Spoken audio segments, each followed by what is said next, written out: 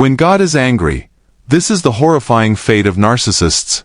Hello, everyone, and welcome back to our video. Today, we're going to discuss a topic that many of you may have pondered. Why do narcissists seem to be above the law? Have you ever been frustrated by how the narcissist in your life seems to get away with being harmful and manipulative?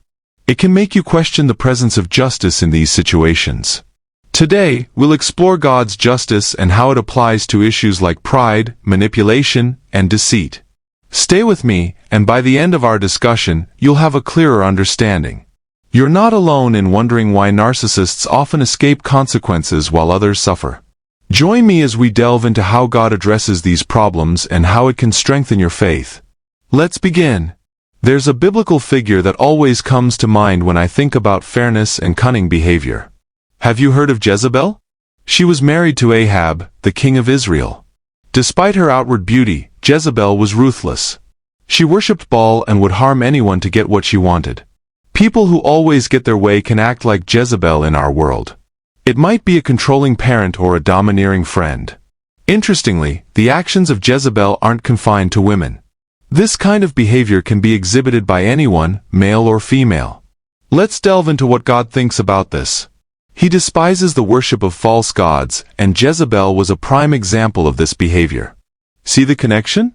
Narcissists create a false version of themselves and expect everyone to idolize it. But this deeply displeases God. He makes it clear that He alone deserves worship. So, next time someone acts arrogantly like Jezebel, remember, they're not as significant as they believe, and they should never place themselves above God. Ever wondered why conversations with someone overly prideful always seem to go awry? Their ego can't handle criticism. It's like puncturing a balloon. God commanded people not to worship other gods, and He gave Jezebel the same warning. Yes, even narcissists are given this directive. God is patient, offering multiple chances. It starts with subtle warnings. Jezebel's tragic end wasn't inevitable. The same goes for narcissists, and really, all of us. We all have opportunities to change for the better. It's like sensing something is wrong and knowing you can fix it. Heed those warnings, and you might find a path to improvement. Ignore them, and misfortune is bound to follow. Let's revisit Jezebel. When Elijah confronted her, she didn't heed his words. Instead, she retaliated fiercely. She even threatened to kill Elijah for showcasing God's power on Mount Carmel. Talk about holding a grudge. You can't simply bypass a narcissist. They'll harbor resentment for a long time. Trust me, it's easy to provoke them. But here's the silver lining. God has a plan. He wants everyone to find the light and avoid the darkness. That's why He gives us chances and sometimes sends people to deliver those crucial warnings. People who are waiting for things to change may feel like the first phase, the warning phase, lasts a very long time. Some people even try to fight fire with fire, which makes them wonder why things keep getting worse. When it seems like nothing is happening and justice is nowhere to be found, it's hard. But wait, because this is the best part, God is going to do what's right. Yes, fairness from God is on the way, friend. Take the case of Jezebel. The story of her life is like proof of God's perfect fairness. God had to step in to help Elijah defeat her. To cut a long story short, Jezebel died in a painful way. Her own people threw her out of a window, horses stepped on her, and she was left for the dogs to clean up. If you don't believe me, read 2 Kings 9 to see for yourself. Things like that happen when you try your luck with God. For those who break God's rules and hurt His people, Jezebel's story is like a warning label straight from the Holy Playbook. You're in for a lot of trouble.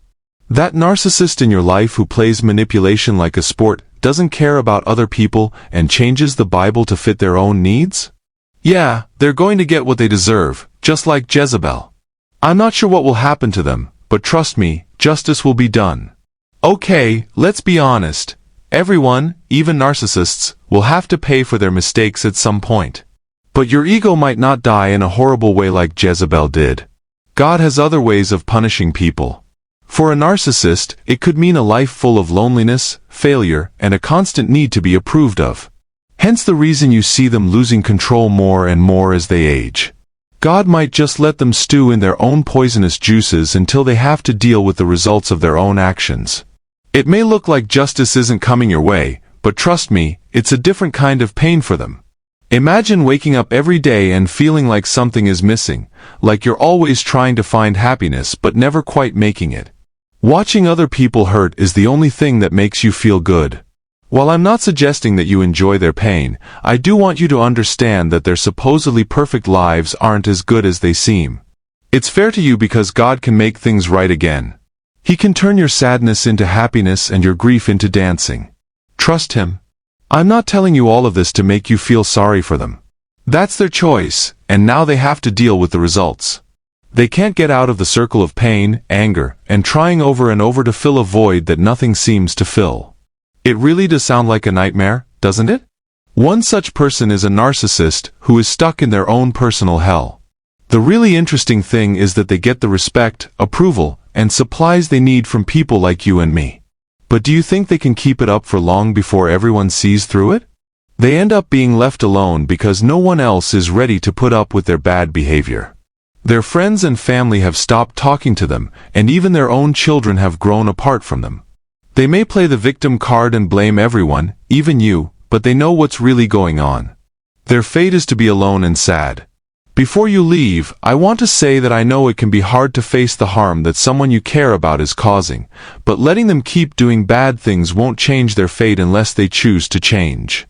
The faces of narcissists may change, but the backing of a higher power never changes. Remember that you're not alone in this fight, no matter how hard it is. You're not the only one who has ever felt misled by people who changed the Bible. In fact, I'm going to talk about 4 Bible verses that narcissists often use wrongly in a future show. It will help you understand things better.